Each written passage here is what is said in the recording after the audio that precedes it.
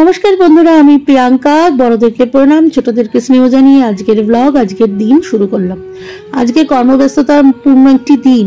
প্রথমেই শুরু হলো আমার রোজই কর্মব্যস্ততা, আজকের দিন বলে নয়। আপনারা জানেন আমি কাজের মধ্যেই থাকি। এই যে জামা কাপড়গুলো ধুয়েছি সব কিন্তু হাতে কাচা, কেচে এগুলোকে এখন দড়িস্থ করছি। মানে যেরকম পাত্রীকে পাত্রস্থ করা হয় ঠিক সেরকম আমার জামা কাপড়গুলোকে দড়িস্থ করছি, মানে দড়িতে দিচ্ছি।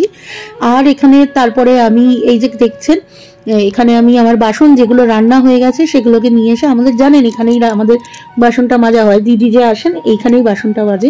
তা আমি জল দিয়ে রাখলাম কুকারে, শুকিয়ে গেলে তার পক্ষে সত্যি মাজা কষ্টকর। আর এখানে আমি অ্যাকোয়াগার্ডের জলটা ভরে নিচ্ছি। আমি কি করি, বেশ কিছুটা জল ভরে ঘরে রাখি, কারণ আমাদের এই অ্যাকোয়াগার্ডটা একদম বাইরের দিকে, তো বারবার জল ভরা এ করা খুব সমস্যা হয়, এর জন্য আমি জল ভরে রাখি। আর এখানে বাসনগুলো যে মেজে গেছে সেগুলো ওই ফাঁকে তুলে নিচ্ছি। আর পাশের যে চেয়ারটা রাখছেন ওটার মধ্যে সমস্ত জামা কাপড় যেগুলো ধোয়া হবে সেগুলো রাখি আমি।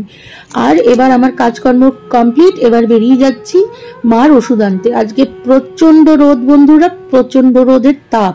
কি কষ্ট করে যে আমি যাচ্ছি সে আমি জানি, কারণ ফিরে আবার মেয়ের কে আনতে যেতে হবে, মেয়ের স্কুলের ছুটির টাইম হয়ে যাবে। তো যাই হোক, এই রোদের মধ্যেই তাড়াহুড়ো করে যাচ্ছি মার ওষুধ আনতে। যেহেতু মাস পড়েছে, মার 1 মাসের ওষুধ আমি আনি, তো মার ওষুধ শেষ, তো সেটা তো বেশি জরুরি, তো সেটা করতেই যাচ্ছি।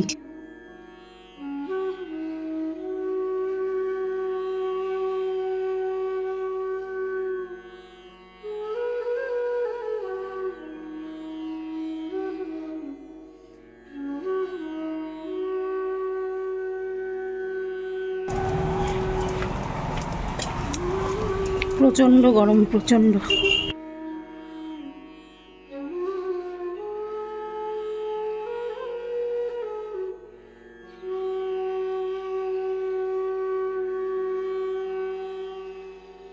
ওষুধ কেনা হয়ে গেছে, এবার ওষুধ কিনে নিয়ে, এই যে আমার ওষুধের প্লাস্টিক, ওষুধ কিনে নিয়ে এবার বাড়ির দিকে রওনা দিলাম।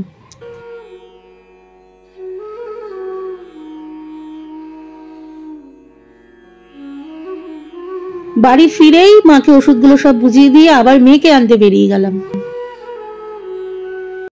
আজকে প্রচন্ড গরম, প্রচন্ড রোদ, কি যে কষ্ট হচ্ছে। এই মার ওষুধ নিয়ে এলাম, আবার বেরোচ্ছি, মেয়েকে আনতে যাচ্ছি। আজকে প্রচন্ড রোদ। রান্নাবান্না তো দেখলেনি, সব কমপ্লিট হয়ে গেছে। দেখাইনি না আজকে আপনাদের রান্না, ঠিক আছে ফিরে দেখাচ্ছি। আজকে সবই আমি করেছি, একটা পদ শুধু মা করেছে, সেটা এসে আপনাদের দেখাচ্ছি। যা রোদ, কীভাবে ফিরবো ঈশ্বর জানে। এলাম মেয়েকে, যা গরম বন্ধুরা কি বলবো, মানে জীবন বেরিয়ে আসছে। আমি জানি না মার্চে এপ্রিলের ফার্স্টেই এত গরম, মেতে কি হবে। তো যাই হোক, জুনেও গরম, আমাদের June July August September October সবই গরম, কিন্তু এই গরমটা আসলে শীত গিয়েই পড়ে, তো এই গরমটা নেওয়া আর কি সত্যি কষ্টকর হয়ে যাচ্ছে। প্রচণ্ড গরম, প্রচণ্ড গরম। চলুন আপনাদের আজকে রান্নাটা দেখিয়ে দিই, কী রান্না করেছি আজকে আমি। চলুন যে রান্না দেখুন, এই যে পটল চিংড়ি, এই যে এটা হলো পটল চিংড়ি, এটা হলো চিকেন, আর এটা করেছে মা পালং শাক বড়ি দিয়ে এটা চচ্চড়ি। আজকে শো স্টপার হলো এই যে কাঁচা আমের টক। এটা হচ্ছে সবচেয়ে প্রিয়, এত রান্নার মধ্যে আমার কাছে সবচেয়ে প্রিয় এটা। মা কি করছে? তোমার পুজো দেওয়া হয়নি মা? হ্যাঁ, আমার প্রচণ্ড খিদে পেয়েছে, আমি বসে পড়ছি। ঠিক আছে, আসো তুমি। সোজা চলে এলাম সন্ধেবেলা। আজকে মার বললো আজকে শরীরটা ভালো লাগছে না, ঠাকুর সন্ধে পুজোটা দিয়ে দিবি? তো আমি বললাম হ্যাঁ পুজো দিয়ে দেবো। তো আমি এখানে সন্ধে পুজো দিতে এলাম। আজকে বীরেন একটু কর্মসূত্রে বাইরে যাবে, তাই শুধু সন্ধে দিচ্ছি, শয়নটা দিচ্ছি না। শয়ন দেবো বীরেন বেরিয়ে গেলে, তো ওই জন্যই তাড়াহুড়ো করেই সন্ধেটা দিচ্ছি, কারণ ওদিকে চা বসাবো, চা খেয়ে যাবে। আর রুটি আর আলু ভাজা আমি করে ফেলেছি অলরেডি, তো সেগুলো বীরেনকে প্যাক করে দিলাম। এবার বীরেন বেরিয়ে যাচ্ছে। এই যে ওই ভদ্রলোক বেরোচ্ছেন, উনি যাচ্ছেন বিহার, তার কাজের জন্যই যাচ্ছে। আর ওখানে মা বসে আছে, এই যে মাকে প্রণামটা টুক করে সেরে নিয়ে সে বেরিয়ে পড়লো।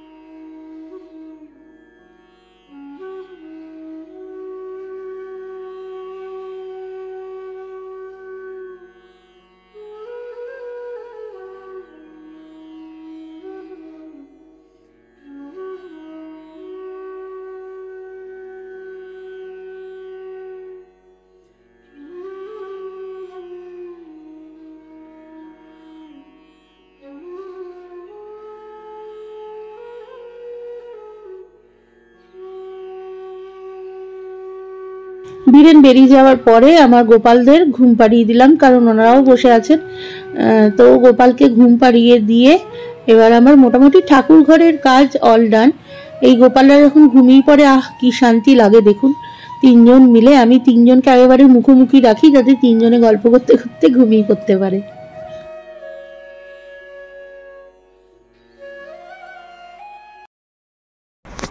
বীরেন আজকে বেরিয়ে গেল। বীরেন গেল হচ্ছে কাজের সূত্রেই বিহার গেল, মানে বিহার গেল মানেই ঘুরতে যাচ্ছে না, বাড়ি যাচ্ছে না, গেল হচ্ছে কাজের সূত্রে।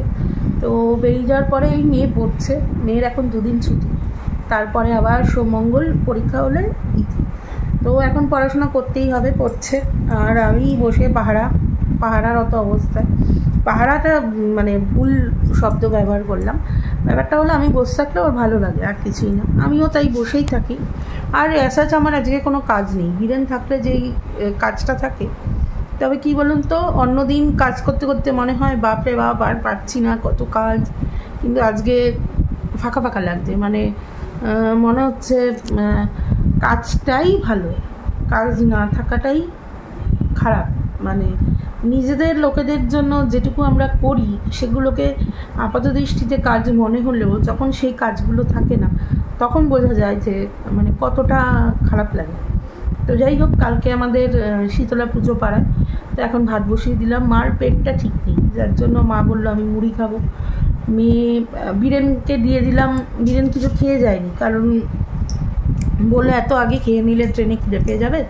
তো দিয়ে দিলাম আলু ভাজা রুটি। তো মেয়েও আলু ভাজা রুটি খেলো, আমি হয়তো একটা রুটি খাবো, ঠিক নেই। আমিও মোর মায়ের সাথে বুনি খেয়ে নিতে পারি। আসলে কোনো কিছুই আজকে আমার সত্যি ভালো লাগছে না। আসলে বীরেন কোথাও যায় না, তো আমিও মানে একসাথেই থাকি। আমারও কোথাও ওকে ছেড়ে আমি বোধহয় যতবার গেছি নার্সিংহোম, আর কোথাও আমি ওকে ছেড়ে থাকি। তো আমার মেয়ে হাসছে। তো ও না থাকলে আমার একেবারেই ভালো লাগে না, মানে একটা ইনসিকিউরিটি ফিল করি আমি, এটা একেবারেই সত্যি কথা। আসে সবাই, আমাদের নিচের দাদা বৌদি আছেন বা আমার শ্বশুরবাড়ির লোকজন আছে, একটা ফোন করলে আমি জানি এক পায়ের তারা দৌড়ে চলে আসবে।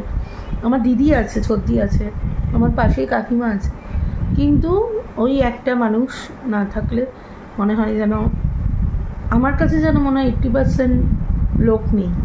তো যাই হোক, এখন ভাত বসিয়েছি, চলুন দেখে আসি মা কী করছে। এই যে মা এখানে টিভি দেখছে, আর এই আমার ভাত হয়ে এসছে। কালকে শীতল পান্তা, বুঝলেন তো, পাড়ায় ভাতটা করে রাখছি, আর কোনো ঝামেলা নেই আজকে, আর কিছু করার নেই, হয়ে গেছে প্রায়, ভাতটা নামিয়ে দিই।